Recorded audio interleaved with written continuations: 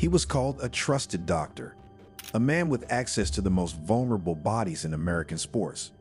While Olympic gold medals were being won, Larry Nassar was raping children behind closed doors.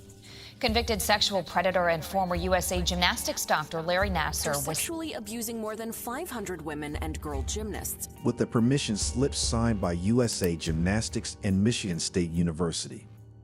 For over 2 decades, hundreds of young girls said the same thing. He hurt me. And the institutions built to protect them said, "We don't believe you." This is The System Failed, a series about betrayal, not by strangers in the shadows, but by institutions we were taught to trust. Doctors, schools, universities, law enforcement, when they protect abusers instead of survivors, justice isn't just delayed, it's denied. This is the case of Larry Nassar, a predator shielded by power, and this time, the betrayal came with Olympic medals hanging around it. Larry Nassar wasn't just any doctor. He was the doctor, the official physician for USA Gymnastics, a faculty member at Michigan State University, and the man trusted to care for some of the most elite athletes in the world, many of them just children. He treated Olympic gold medalists, he worked at national training camps, and he earned a reputation as the kind of expert every parent could trust. But behind that reputation was something much darker. From the late 1990s through 2016, Larry Nassar used his position to commit unspeakable acts, hidden beneath the label of treatment. He told young girls they were receiving a legitimate procedure called pelvic floor therapy. He used medical language, explained it like it was routine. But what he was doing was not standard, and it was not ethical. He performed these so-called treatments without gloves, without a nurse present, and often without parental knowledge of what was actually happening. Sometimes he asked parents to stay in the room, but he would position his body to block their view. He would place a towel across the patient's waist, speaking calmly the entire time, like nothing was wrong. To the girls, he was the team doctor. To their parents, he was a trusted professional. But to hundreds of survivors, he was a man who violated their trust. While the world clapped for medals, some of the most well-known athletes in the country have come forward. Aly Raisman, Simone Biles, Michaela Maroney, Jordan Weber. They were all treated by Nassar, but most of his victims were not famous. And his time in prison has already been marked by violent incidents. On July 9th, 2023, Larry Nassar was assaulted in federal prison. He hadn't yet been... There were local gymnasts, dancers, college students, children, all of them extremely vulnerable, all of them told they were receiving care. At Michigan State University, the pattern was the same. He worked in a clinic, treated student athletes, and was so deeply trusted that no one questioned when he performed exams in private, with no supervision. Some students even gave him a nickname. They called him the crotch doc, and still, no one stepped in. This wasn't a case of one man fooling the system. This was a system that refused to look too closely. Coaches admired him, medical staff protected him. Entire institutions allowed him to keep practicing, despite complaints, red flags, and the growing discomfort of his patients. Because in the world of competitive sports, performance was everything, and the last thing anyone wanted was a scandal. So the girls stayed quiet. Until we get us properly staffed, properly within our safety confines, this will happen over and over. And while gold medals were being handed out, Larry Nassar was hurting young girls behind closed doors, with the full backing of the places that were supposed to protect them. Larry Nassar wasn't stopped because no one knew. He was stopped because survivors refused to be quiet. Because the truth is, many people knew, and they chose to protect him. In 1997, a teenage gymnast at Michigan State University told her coach that something about Dr. Nassar's treatment made her uncomfortable. The coach brushed it off. In 1998, another student at MSU's health clinic filed a formal complaint. She said the treatment felt wrong, too personal, too invasive. The clinic investigated briefly and cleared Nassar. They said his actions were medically appropriate. No one notified authorities. No changes were made. In 2000, a 17-year-old athlete filed a police report. Nassar admitted to using his hands during treatment without gloves. But a doctor, hired to review the case, said the technique fell within medical boundaries. And again, no charges were filed, no restrictions, no alerts to other patients.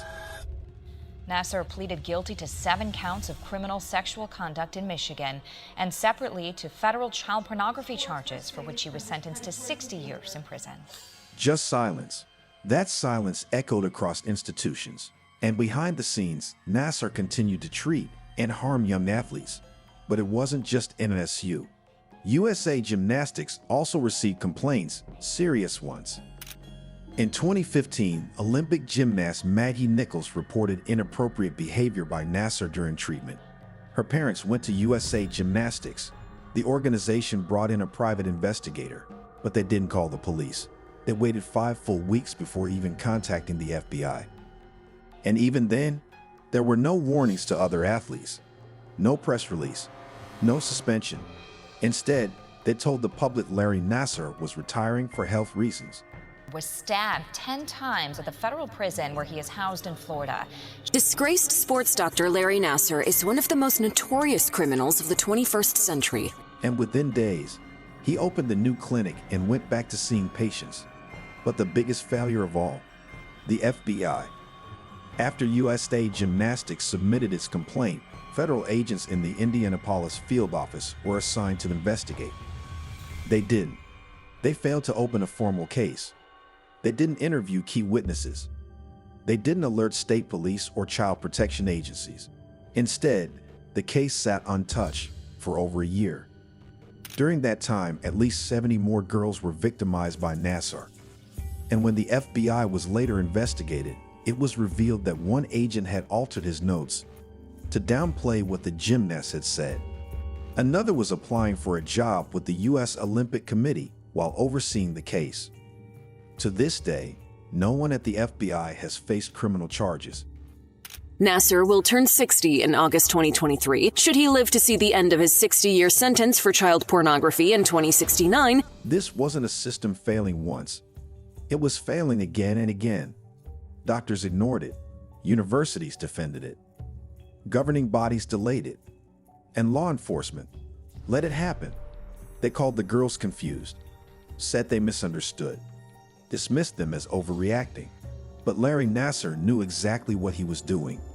And every time a girl spoke up, the institutions around him chose to look away. Until one survivor refused to let it go. She filed a police report. She went public. And then, everything changed. In 2016, a former gymnast named Rachel Den Hollander came forward. She didn't whisper her story. She published it. She named Larry Nassar. She filed a police report. She contacted a newspaper. And she backed up every word with medical journals and legal records. She wasn't just a survivor. She was a lawyer. And she had a plan. When her story went public, other women began to speak. Not just Olympians, not just college athletes, but young girls now grown, all with the same story. And soon, there weren't 5 victims. There weren't 10. There were hundreds. In 2017, Nassar was finally arrested. Larry meticulously groomed me for the purpose of exploiting me for his sexual gain. I have experienced flashback nightmares of the abuse. to serve his 40 to 175-year state sentence after sexually abusing more than 500 women and girl gymnasts, including several Olympians. Not because the system protected the survivors, but because the survivors overpowered the system with truth. And when he stood trial, the courtroom transformed into something we've never seen before. Over 150 women and girls delivered victim impact statements. Each one stood just feet away from him. Each one told their story. Some spoke in whispers. Some spoke through tears. Some spoke with fire in their voice. But every one of them was heard. One survivor said, "I used to think I was the only one. Now I know I'm not, and you don't have power over me anymore." Another looked him in the eye and said, "I came here to face you, Larry, so you can see I survived." And then came Judge Rosemary Aquilina, who looked at Nassar, held up the stack of statements, and said, "I just signed your death warrant." He was sentenced to 175 years in prison. But the court didn't just sentence a man. His lawyers claimed that the attack was spurred on by the remarks of Michigan Judge Rosemary Aquilina. During Nassar's sentencing on the sexual assault charges, Aquilina called him a monster and said that if the Constitution allowed it, she would let someone, quote, do to him what he did to others. Nassar was sentenced to... It exposed a machine made of metals, money, and silence. A machine that protected image over innocence, that cared more about trophies than truth. After the sentencing, USA Gymnastics top leadership resigned. The U.S. Olympic Committee was federally investigated. Michigan State University paid out over $500 million in settlements. But no amount of money, no number of headlines, could undo the years of silence, because these girls deserved more than justice. They deserved protection, and they never got it.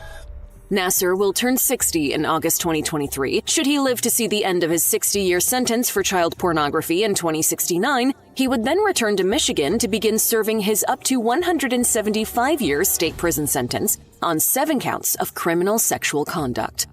The survivors of Larry Nassar didn't just face their abuser. They faced every institution that let him through the door. And they didn't blink. They stood in court, one after another, and turned a whisper campaign into a war cry. They didn't just break the silence, they shattered it. The system didn't stop Larry Nassar. Survivors did. Not one institution active until hundreds of voices forced their hand. Not one doctor, not one coach, not one federal agency. And that's the story here. Not just what one man did, but how many people let him do it. When abuse is disguised as authority and silence is sold as safety, someone always pays the price. More than 150 women and girls said he sexually abused them over the past 2 decades. In this case, it was children. This was episode 3 from Crime Curve series, The System Failed. We will see you next Thursday with another story the system tried to bury.